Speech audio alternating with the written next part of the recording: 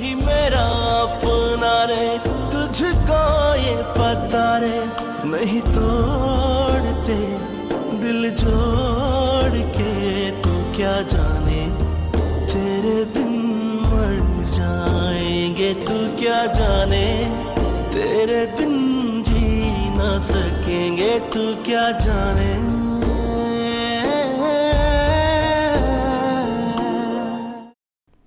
هانی؟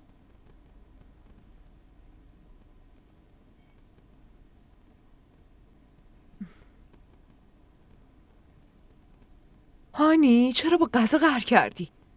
یه ذره بخور دیگه دخترم. من هم با غذا هم با شما قهرم. واسه چی دارین سعی میکنید آقای مقصود رو به زور متوجه من بکنید ها؟ نه عزیزم، فقط داشتم در مورد زخمت بهش میگفتم. بعد اون چی کار کرد؟ اون واسه مامانش نگران شد نه؟ آره، ولی تو این خونه هر اتفاقی که میفته اون باید بفهمه دیگه نه؟ آره باید بفهمه، ولی لازم نیست راجع به من حرف بزنید. چرا حرف نزنم؟ تو دختر این خونه ای. مامان شاینا، من فقط دختر شما، نه دختر اون. باشه، حالا این دختر دوست داشتنیم چطور قهرش تموم میشه؟ شما به من قول بدین دیگه با آقا مقصود راجع به من حرف نزنین. تو چرا آقا مقصود میگی؟ من چند بار بهت گفتم که اونو اینجوری صدا نزن. من مادرتم و اونم به همین دلیل بابات میشه، مگه نه؟ اون هیچ وقت همچین ارتباطی رو با هم نساخت. محبت که هیچی، نفرت هم نداره. من چرا باید به زور باهاش نسبتی بسازم؟ همونطور که همه بهش میگن آقا مقصود، منم همونو صداش میکنم. شما هم نمیتونین چیزی بگی. باشه بابا، نمیگم از دست تو، ولی فراموش میکنی. پیر شدم دیگه. یالا الان غذا تو بخور، باشه؟ دختر دوست داشتنی من. یالا آفرین.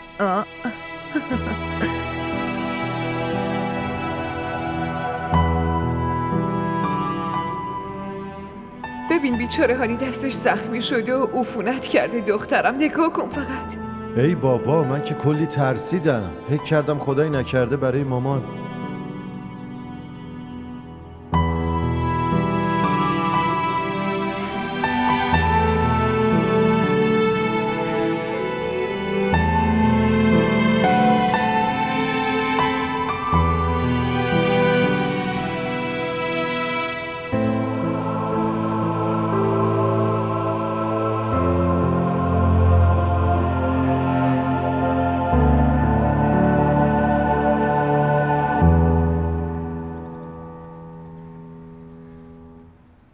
این صورت غمگین و چهره گرفته رو ببین. کی رغبت میکنه بهش نگاه کنه؟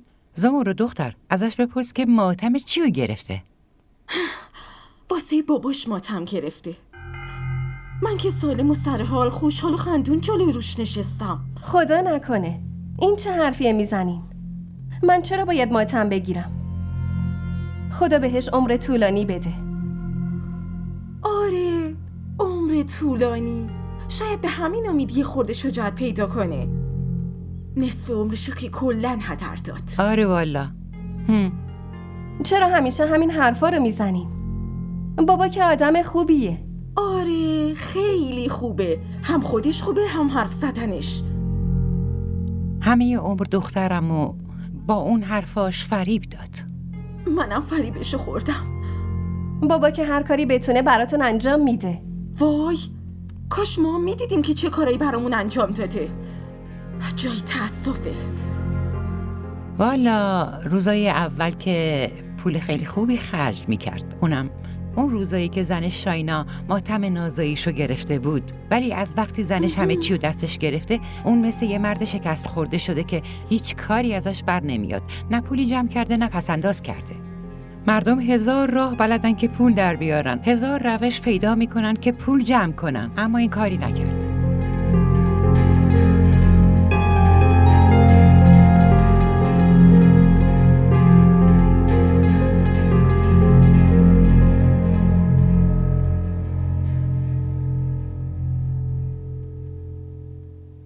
میدونی چی میگم مقصود؟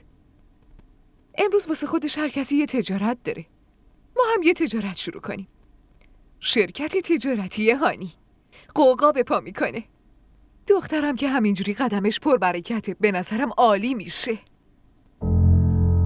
چی؟ الان چی گفتی؟ چرا انقدر تعجب کردی؟ اون دیگه الان بزرگ شده، واسه خودش باید یه چیزی داشته باشه. آره درسته. تو خودت خیلی خوب اینو میدونی که من همیشه تجارت جدید رو دوست داشتم و خواسته قلبیم بوده، اما یه کارخونه جدید بسازیم اونم به اسم هانی.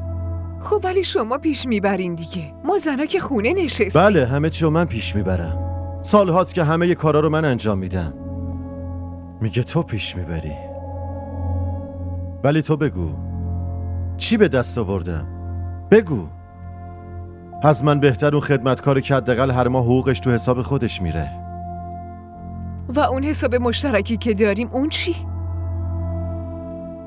ببین شاینا، آدما برای خودشونم باید یه چیزایی جداگونه داشته باشن.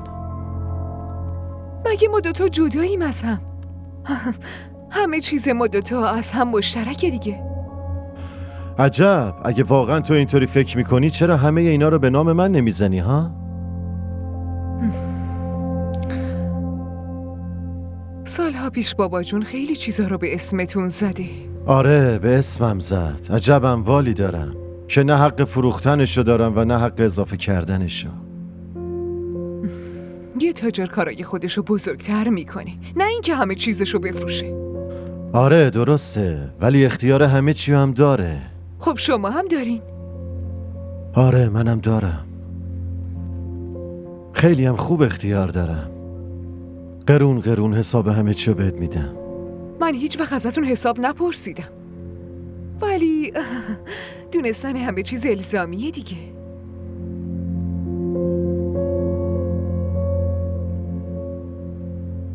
بفرما. همه کارا رو انجام دادم، چک کن.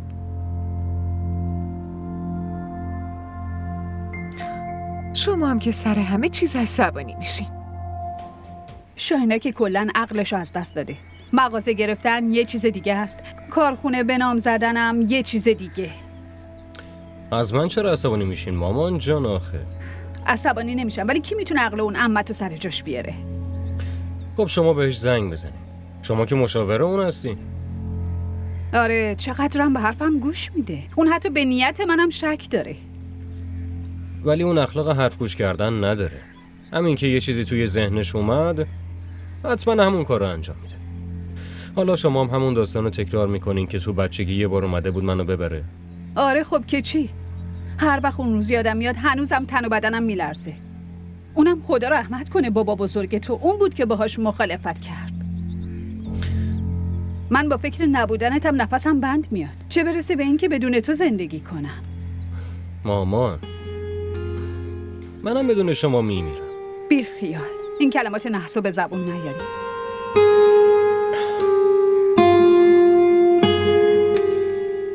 برای روشن کردن خونه تو من چراغ خونمو میدم، ولی نور چشمامو چطوری بدم؟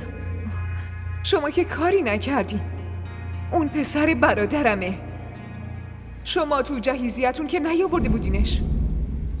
کجا این ماما؟ ها نه هیچی. دیگه به گذشته فکر نکنین. عمه میدونه و دختر خودش میدونه که کارخونه‌شو به اسم کی بزنه. نه پسرم، این کارخونه ها و شرکت ها که به راحتی به دست نمیان همینجوری برن به نام یه غریبه‌ای بخورن. اول مقصود دلخوشی شاینا بود، بعدش هم این هانی خانوم. این درست نیست. باشه شما چایتون رو بخورین. آره سرم خیلی درد میکنه.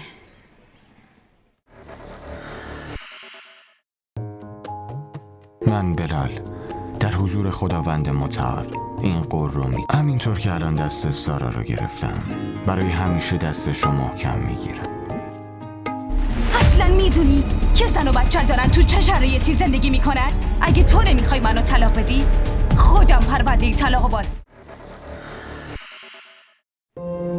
دیگه نمیذارم جایی برین. بعد از چند وقت اومدین؟ والا عزیزم خیلی سرم شلوغه. تو به من بگو چی کار کنم دیگه ها؟ اسم مشغلتونم میتونین بگین؟ شاینا. راستی بابا، میدونین نتایجم اومده. میانگین نمره هم شده 96. آفرین. بهم قول داده بودین میبرینم نمایشگاه کتاب. آره حتما میبرم، فقط 1-2 روز دیگه صبر کن باشه. چند تا کار کوچیک دارم انجام بدم، بعدش با هم میریم. شما جایی نمیرین، همینجا میمونین. میخوام باهاتون شام بخورم. به بابا تینو هم بگو که وقتی فصل عوض میشه باید لباس جدید بخریم. مامان من خرید نمیرم، چیزی لازم ندارم.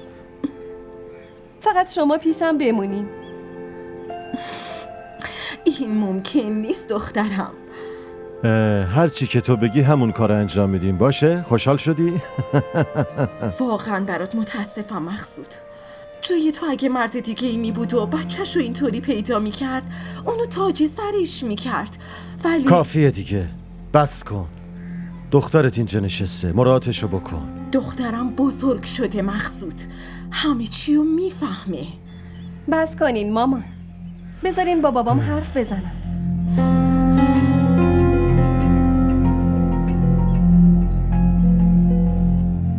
بله.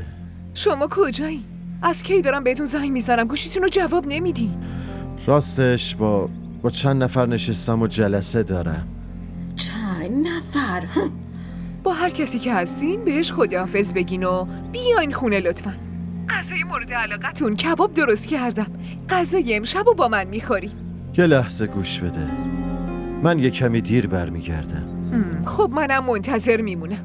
دارم میگم من دیر برمیگردم، چرا با من بحث میکنی؟ خب منم گفتم که منتظرتون میمونم با اونایی که هستین. یعنی از من مهمتر هستن آره؟ باشه یه کاریش میکنم، میام. خداحافظ.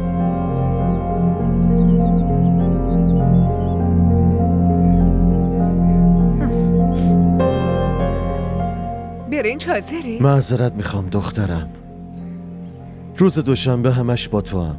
قول میدم بعدش هر جا گفتی با هم میریم باشه؟ دفعه قبلم همینو گفتین. دختر عزیزم لطفاً برو.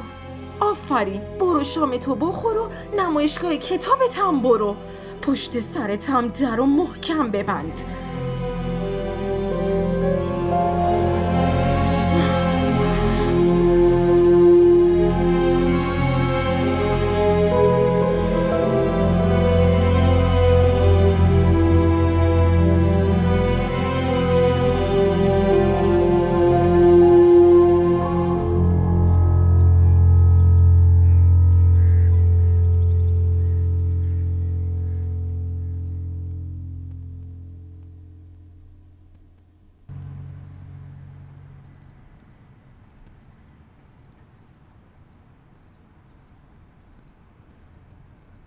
من میدونم شما از من ناراحتین.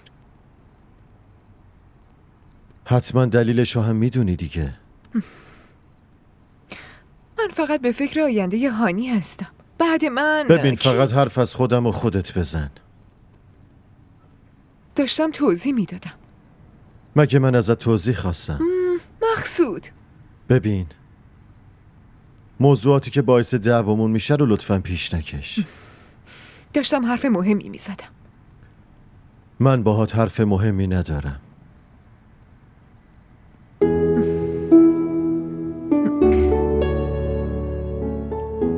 شما اینو میدونی؟ وقتی قهر میکنین بیشتر ازتون خوشم میاد. پس لطفاً قهرمو نیار که از من خوشت بیاد. من همیشه ازتون خوشم میاد و اینو خودتونم خوب میدونین آقا مقصود. منم همیشه ازت خوشم میاد شاینا. تو خودت هم اینو خیلی خوب میدونی. یعنی ممکنه بدتون بیاد؟ من که اینجوری گفتم؟ ولی من که اینجوری حس کردم.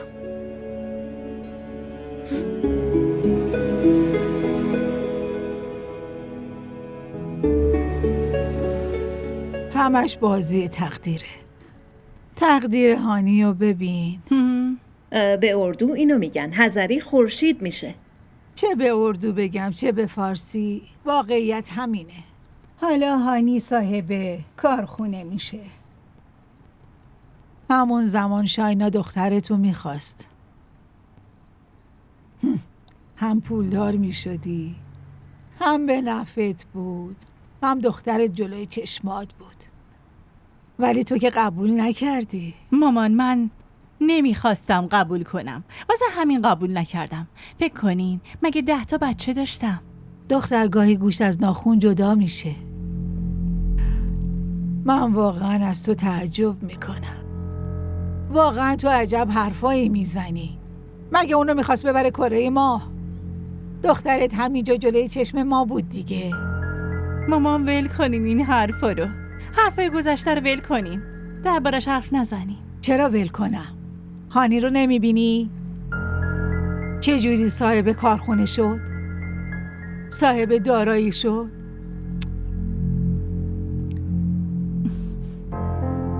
هنوز هیچی تموم نشده. هنوز یه راه حل وجود داره. راه حل؟ چه راه حلی؟ بهت میگم، صبور باش.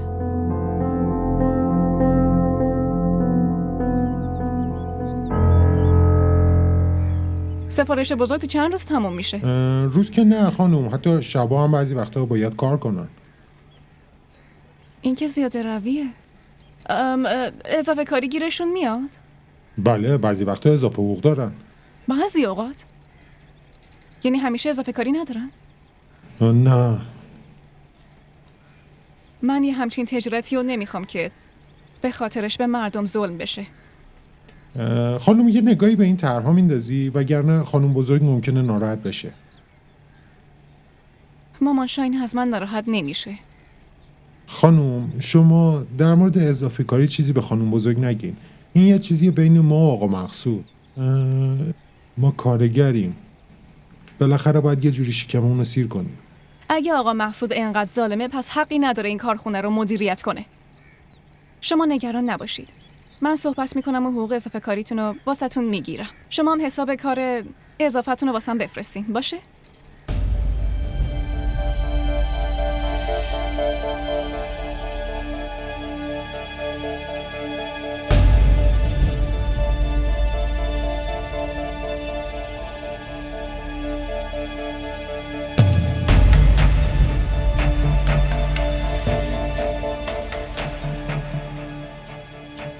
هانی؟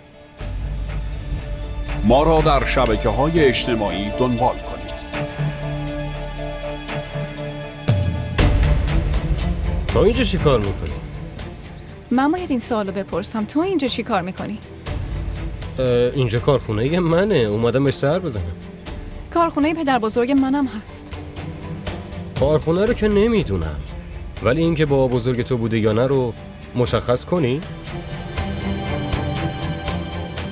سندای کارخونه به اسم منه. همین واسط کافی نیست؟ یا بازم میخوای بدونی؟ و دیگه اینکه تو خیلی بیادبی. و اینکه کارخونه رو پدر بزرگم داده، زبان تندم و مامانم. زندای شهنازم همین نظر رو داره، مگه نه؟ منظورت چیه؟ من میدونم زندایی از من خوشش نمیاد. خب مشخصه که مادر و پسر یه نظر رو داشته باشن. ای بابا هانی وایساد، من داشتم شوخی میکردم. هدفم اذیت کردنت نبود و لازم هم نیست مادر پسر یه نظر داشته باشن. الان میاد تشکر کنم یا برم؟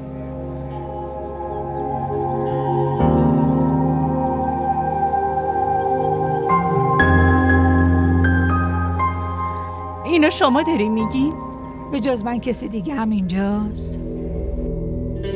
عجیبه، شما حتی رغبت نمی‌کنین صورت هانی رو ببینین. از همه مهمتر آیا شاینا راضی میشه ها؟ دختر راضی باشه یا نباشه، تو که راضی هستی مگه نه؟ با راضی بودن من چه فرقی میکنه؟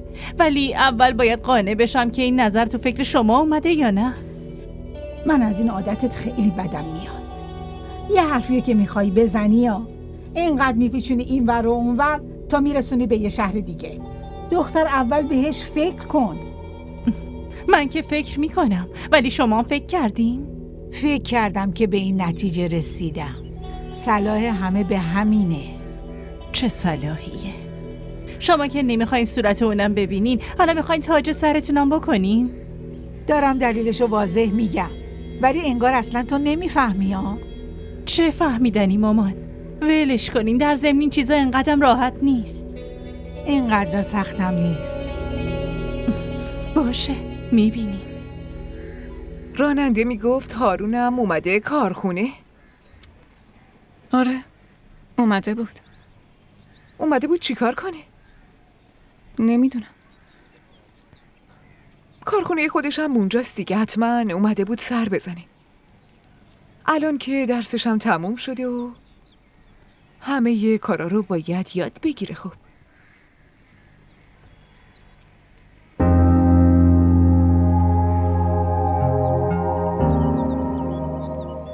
اون با زندای شهناز خیلی فرق داره. آره، به داداش عادلم رفته. قدش، صداش، همه چیزش اصلاً به زنداد شهناز نمیخوره. آره، منم همینو گفتم.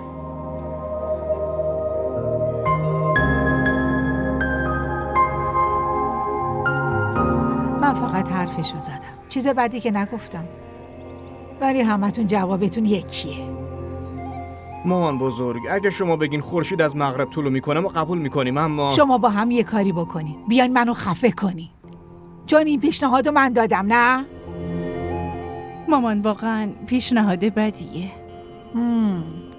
منو ببخش، من پیشنهادمو پس میگیرم. والا من به صلاح خودتون دارم حرف میزنم. ولی چرا با امین؟ اون که برای دخترش دنبال یه پسر پولدار میگرده. وقتی شاینا با مقصود ازدواج کرده بود، اون وقتا هم همین مسئله بود. ولی ببین، اون دوتا با هم ازدواج کردن. ازدواج کرده مامان، ولی حاصلش چی شد؟ حاصلش چی بشه؟ دختر، اسم منم ممتاز بیگمه. به اون چیزی که فکر میکنم همونو انجام میدم. مامان منو ببخش، من نه اینقدر شجاعتشو دارم نه توان این همه مصیبتو.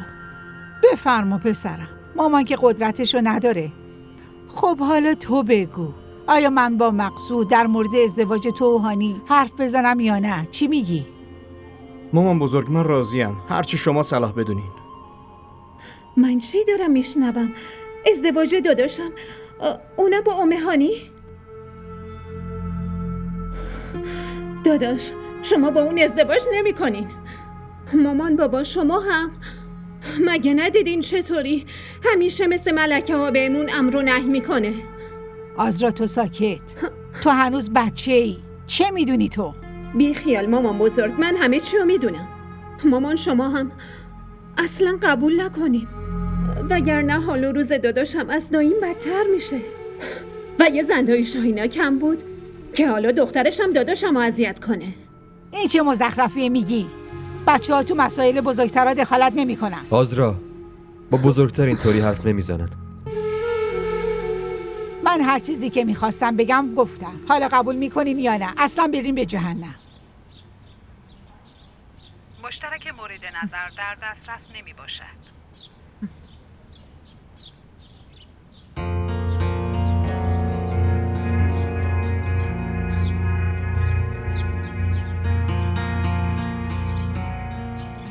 کار تو چیه سراج؟ کارت اینه که کنار آقا مقصود باشی، درسته؟ شریف بهم میگه که اون تنهایی رفته. اصلا هر چی که بگه، ولی کار تو اینه که کنار اون باشی. تو باید 24 ساعت مراقب اون باشی، فهمیدی؟ حالا یا کنارش میمونی یا اینکه تعقیبش میکنی، فهمیدی؟ حتی باید الان باهاش حرف بزنم. آره لازم نیست برام توجیه کنی. میدونی که این روزا حال و حوضای شهر چجوریه. همین که یه آدم پولدار ببینن هر کاری میکنن. زود بهم خبر بده.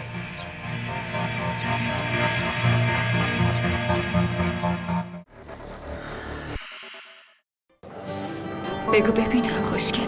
ببینی وقتی آدم عاشق یکی میشه دیگه نمیپرسه که چقدر خوشگله. شاید اون از همه خوشگل‌تر باشه. این عشق عزیز دلم، آب نیست که هر وقت تشنت شد بگی یه لیوان آب بده. برای آب باید هزینه شو داد، به همون قیمتی که تشنه‌های کربلا پرداخت کردن.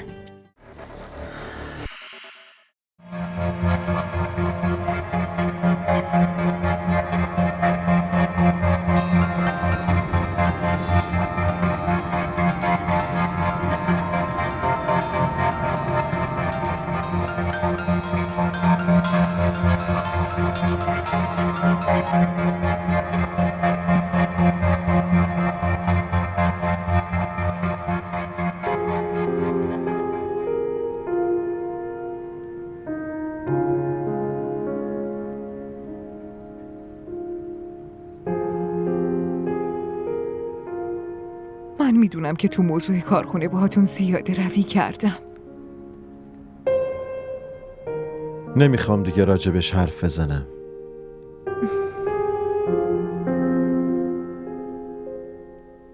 به خاطر همین حرف نزدن مسئله بزرگ شده. چی میخوای بگی؟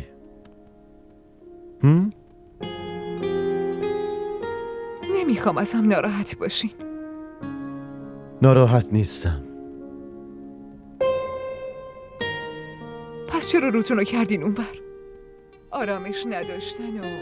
یعنی نباید میزدم؟ دیدین؟ من که گفتم شما از هم ناراحتین. ببین شاینا، من ربات نیستم که برنامه بهم نصب کنی و من طبق اون پیش برم. باشه درسته. من کارخونه رو به اسم شما میزنم. واسه هانی هم یه فکر دیگه میکنم. من دیگه بهش علاقه‌ای ندارم. من که فکر میکنم دیگه به من علاقه نداری.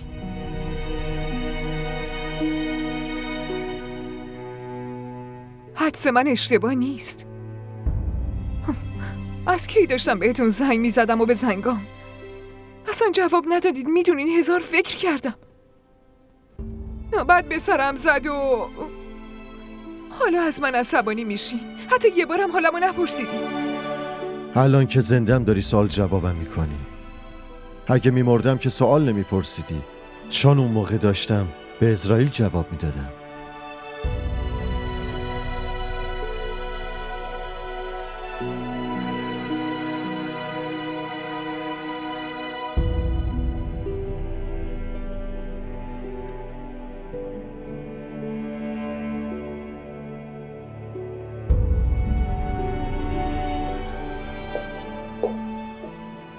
مامان شاینا، این دعوای کارخونه چیه؟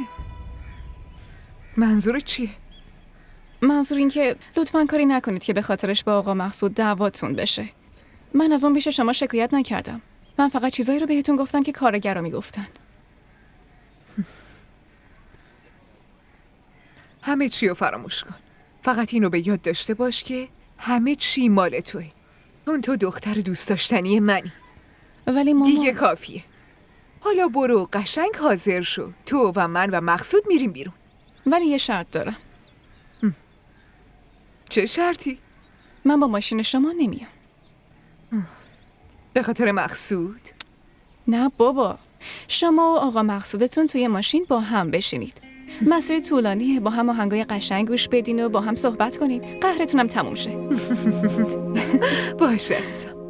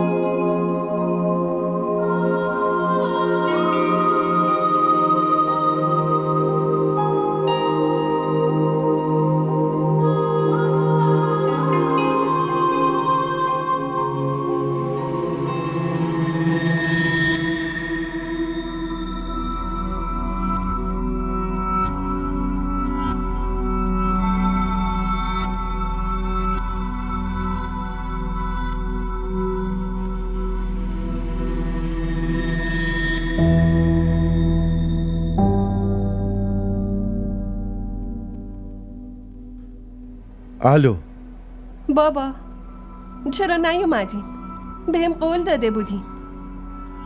عزیزم، میتونم ازت خواهش کنم که این بار رو با مادرت بری خریدتو انجام بدی؟ ولی شما بهم قول داده بودین که با من میرین. آره بهت قول داده بودم، میدونم، ولی مجبور شدم که به خاطر یه کار مهمی از شهر بزنم بیرون.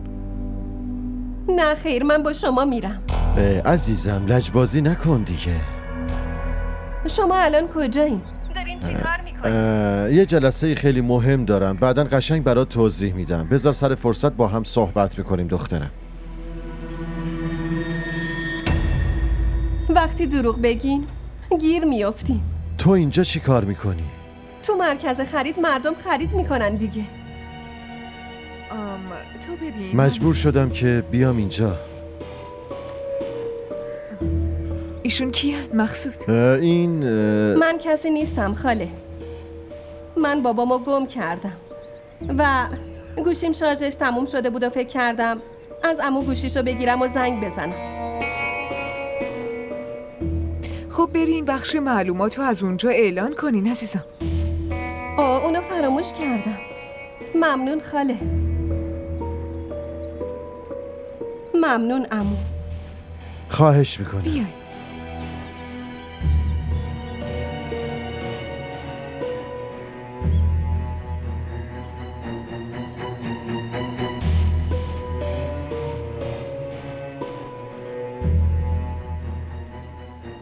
میتونین من دوبار در روز آواز میخوندم.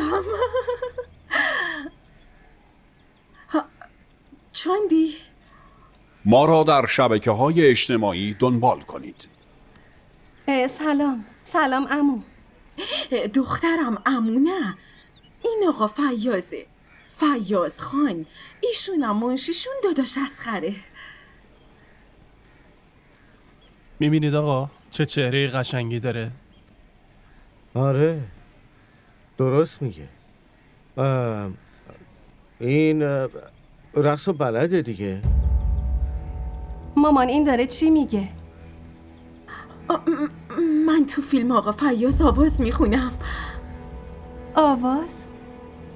آره آواز. تو که میدونی ایشون تهیه کننده و کارگردانن.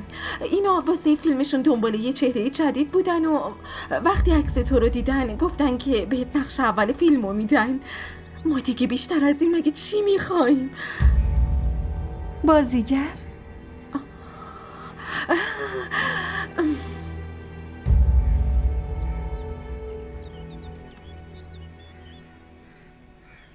هانی ماشاءالله ماشاءالله چقدر زیبا شدی دخترم. شما حالتون خوبه خاله ممتاز؟ آره من که سالمم و سر حال. خب چشماتون درست میبینه؟ چشمام خیلی هم تیزه. شبا هم تو تاریکی میتونم قرآن بخونم. آها پس مشکل حافظه گرفتین. یه بار دیگه چک کنی. شاید تو شناختنم دارین اشتباه میکنید. من ام هانی.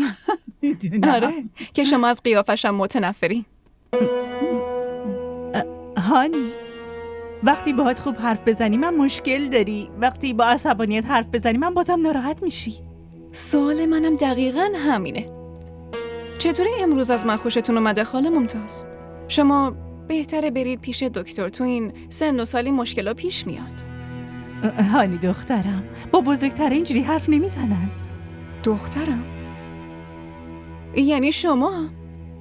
من که فکر میکنم امروز اصلا حالتون خوب نیست، یا شاید من باید برم پیش دکتر. ببخشید.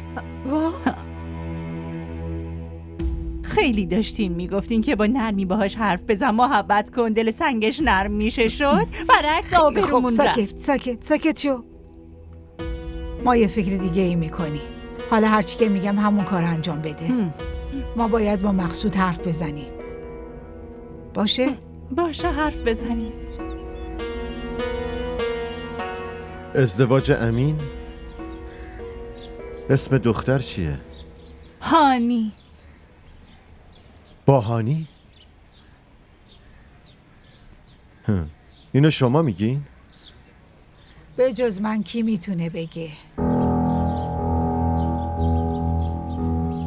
ببینین مامان، این حرفتون رو بعضیام نتونستن حذف کنن. تو یکی دیگه ساکت بشین. به نظر من مادر این اصلا ممکن نیست. واسه امین یه دختر دیگه میتونین پیدا کنین. چرا با هانی نه؟ مادر جان شما که میدونی اون رو دخترش حساسه. اون قبول نمیکنه. من از آدمایی که فقط بر حسب حدس و گمان شکستشون رو قبول میکنم بدم میاد. مادر جان، من شکستم رو قبول نکردم. شما هم به شاینا چیزی نمیگی. مگه این نوه من چه بدی داره؟ باسواد که هست، خوشبر و رو هم که هست، جوونم که هست. تو که دایش هستی چرا این حرفا رو میزنی؟ مادر، موضوع کم گذاشتن یا نذاشتن من نیست. پس موضوع چیه؟ واضح به هم بگو. شاینا قبول نمیکنه خودتون باهاش حرف بزنید. آره، من خودم باهاش حرف میزنم، اما میخوام بدونم که تصمیمی که گرفتم درسته یا نه. من در این مورد چی میتونم بگم؟ نه تو چیزی میتونی بگی، نه میتونی کاری بکنی. خودم باید با شاینا حرف بزنم.